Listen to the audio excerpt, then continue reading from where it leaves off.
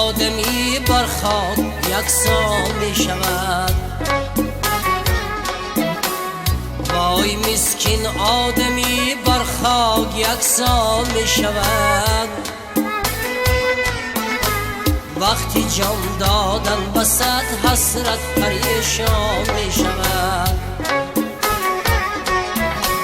آن زمان عجز و پشیمانی ندارد هیچ سو، می کند هر سو نظر بر خویش حیران می شود. وای مسکین آدمی بر خاک یکسان می شود.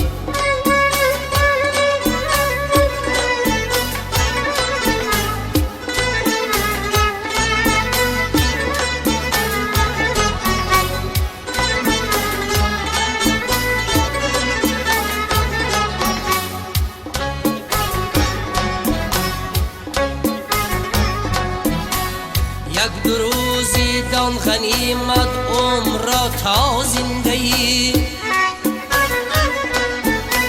مرگ اندر خانت یک روز مهمان می شود. هر کی کاری می کند در راه حق از جان دیر، مشکلی او در درونی گور آسان می شود. هر کی کاری می کند در راه حق از جان دیر، مشکلی او در درونی گور آسان می شود.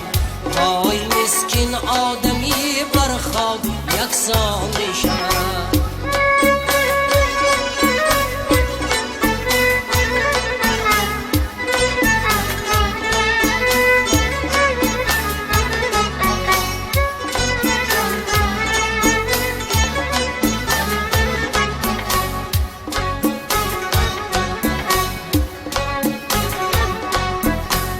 هر کی باشد پیشه او در جهان فسق و فجور،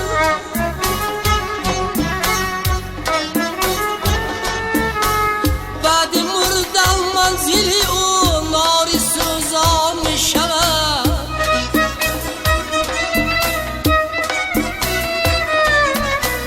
تا به کی دل می نهی بر مال و ملک این جهان،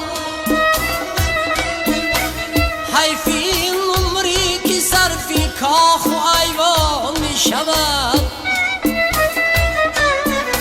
صیقلی آینه دل جذب یا ذکری خداست. هر کی مایل شد به ذکرش اهل عرفان می شود. صیقلی آینه دل جذب یا ذکری خداست. هر کی مایل شد به ذکرش اهل عرفان می شود. وای مسکین آدمی بر خاک یکسان می شود.